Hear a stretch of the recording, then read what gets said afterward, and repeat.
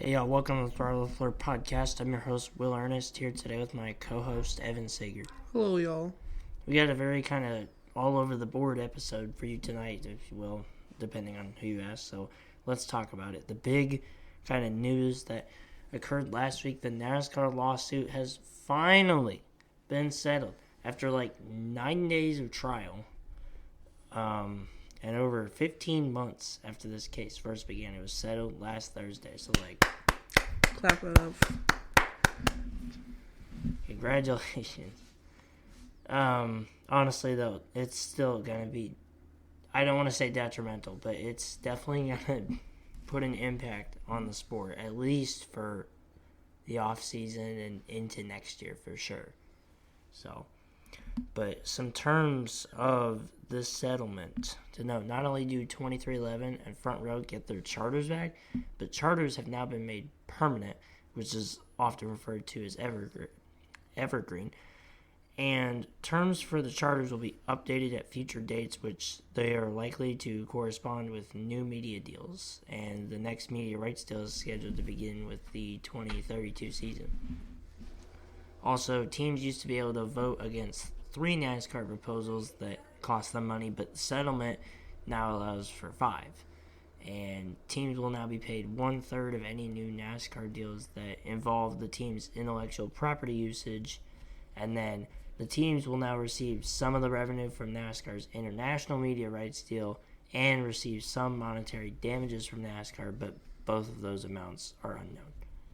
But getting into some other news, if you will, in the transition phase, the Nashville Fairgrounds Speedway, they are trying to demolish it once again by activists who claim they're just for short track racing, but clearly they're not, because you know that every big company is just going to want more apartment housing or complexes or whatever, but like the racetrack was there first. Exactly. I mean, I get why NASCAR wants it. I mean, considering they used to race there long time ago. It'll be closer to actual downtown Nashville instead of being 45 minutes away from downtown Nashville, give or take.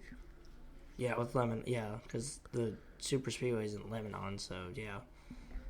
So I mean, I get why NASCAR they want a bigger market. I mean, that's why they did the Chicago Street Course. I mean, a lot of new viewers to NASCAR, so they're trying to tap into that untapped market of people that would go to a race if it wasn't so far away, if that makes sense.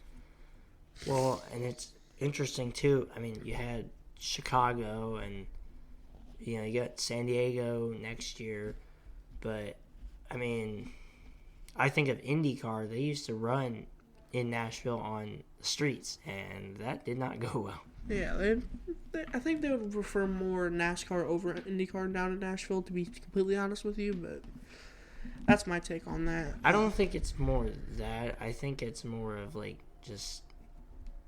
it just didn't work with their layout, but it could also just be an IndyCar thing. But there's other, I mean, St. Petersburg and Toronto, which I guess next year would be just outside of Toronto, but I mean, those street races have been very successful for IndyCar. So, but IndyCar is also well known for many street race projects that have not worked out.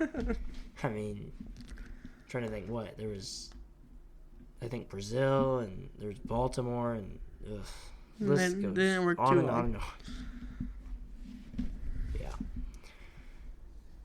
In addition, this past, not this past weekend, but the weekend before that, you had the Gateway Dirt Nationals, big dirt late model event held in the Dome in St. Louis, because us Midwesterners are just like, we want more racing, even though there's snow outside. Bobby Pierce won the main event in dirt late model. It's his 3rd Gateway Dirt Nationals victory.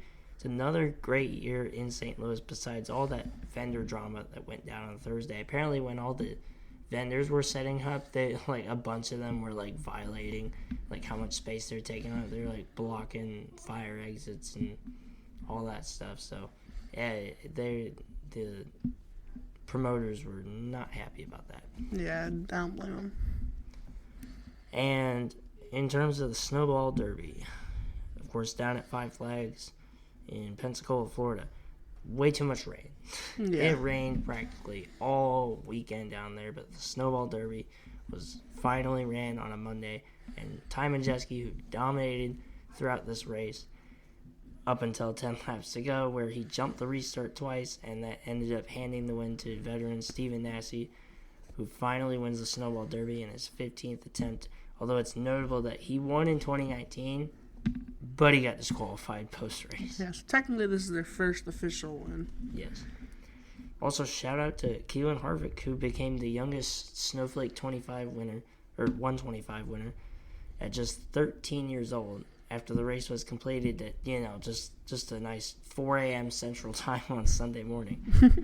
So, and for those of you who don't know, the Snowflake 125 is the preliminary race to the Snowball Derby. But, getting into some major NHRA news.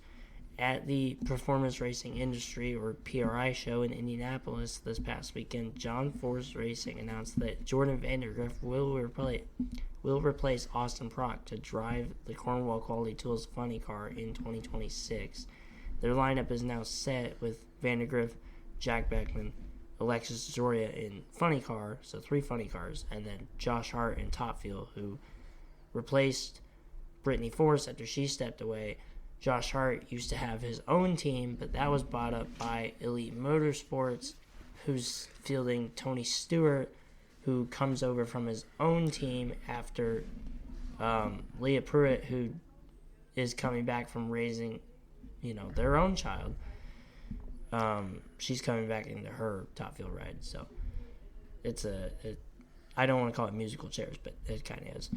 But this is the first time since 2023 that John Force Racing has fielded 4 teams across Top Fuel and Funny Car.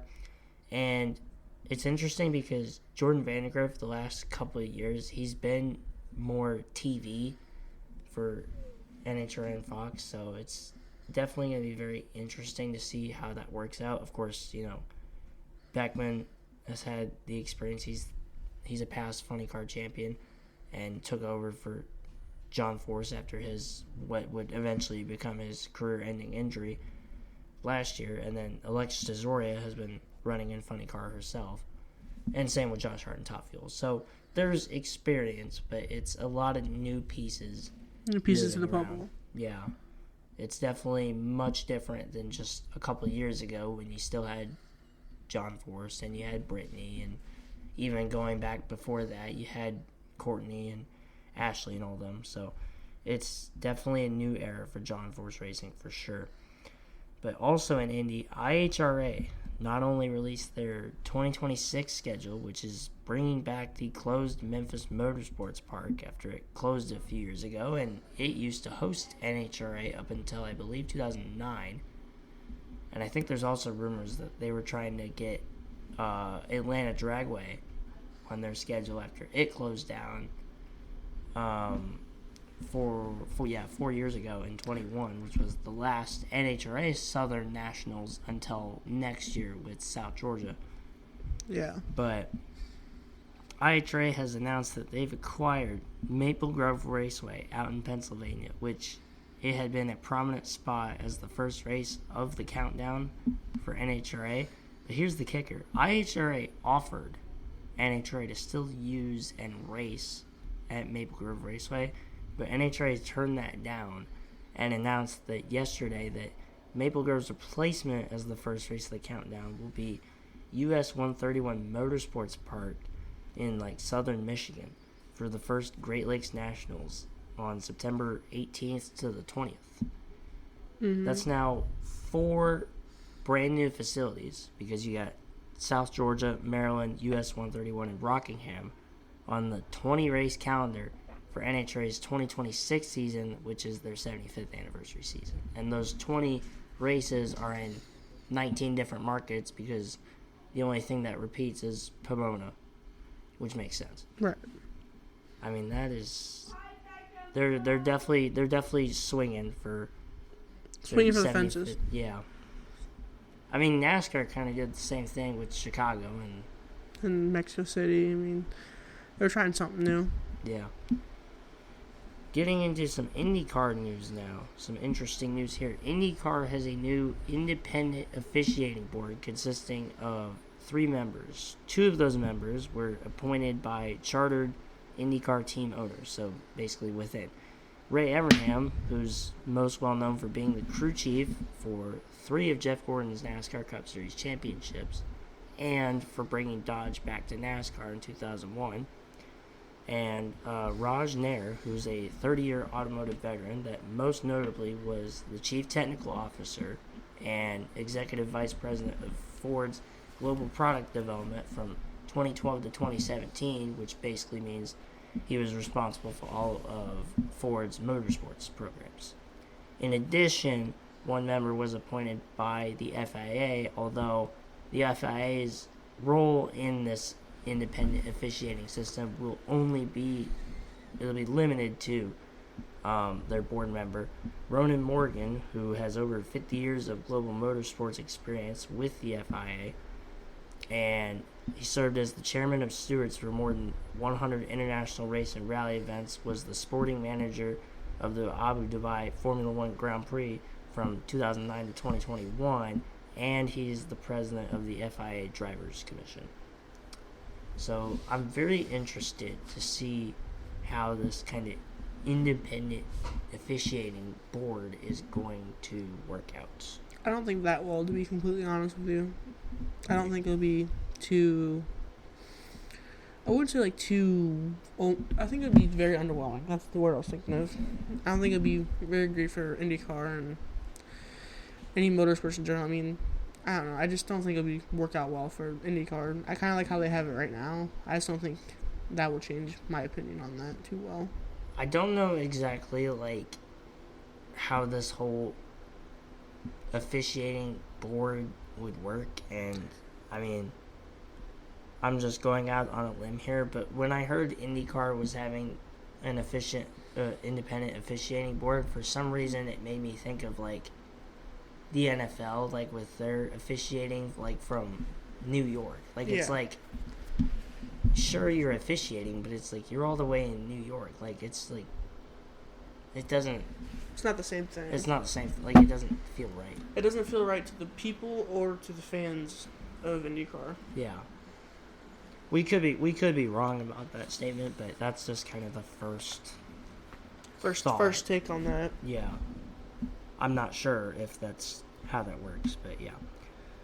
And in other IndyCar news, Sunoco will sponsor Kevin Simpson's car full-time, which is the first time that Sunoco will sponsor full-time in IndyCar since 1973. Of course, Kevin Simpson is the 3rd driver at Chip Ganassi after Scott Dixon and Alex Boyle. What's notable about that is IndyCar has an official fuel deal with Shell that will likely run until the next engine formula change, which could be as soon as 2026, although likely will be down the line. But at the same time, NASCAR's official fuel deal with Sunoco, which has been going on since 2004, it technically expired at the end of the 2025 season, and that deal hasn't been renewed yet at this point. So, I wonder if Sunoco does take over IndyCar, for example. They did used to be the fuel supplier from 2010 to 2018, and they used to be the official fuel supplier of Indianapolis from 2015 to 2018. I wonder if they'll become full-time in IndyCar and Shell will switch back over to NASCAR. Or just say switch over to NASCAR, yeah. Just do a flip-flop. And if they do that, I feel like it wouldn't really change much, just different sponsors. Shell's pretty iconic in NASCAR with, you think of Logano. Joey Logano. Yeah. So, it wouldn't be too crazy. Sunoco's also been with NASCAR a long time, though, too, so I don't know. I don't know if they're just working on something behind the scenes and we just don't see it, or if they're doing some entirely different, like Chevron, for example. Or if this is just all meaningless speculation. Exactly. But, Shell's been in NASCAR a long time, but they haven't worked out an official fuel deal with them. But maybe they decide to do that. Maybe Shell sponsors both IndyCar and NASCAR, and then whenever IndyCar has another fuel deal come up, maybe they switch back to Sunoco. Who knows? It's all speculation right now. No one knows really what's going on behind the scenes. We can just all talk about it and see what happens. Yeah.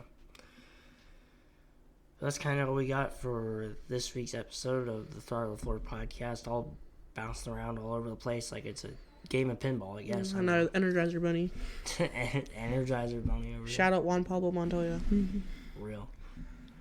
But yeah, that's all we got for this week's episode of the Throttle podcast. Make sure you listen and download on Spotify, Apple Podcasts, YouTube. Check out Throttle podcast, Instagram, Chill Photography Instagram, and the TikToks. I got the TikToks working. Congratulations to me.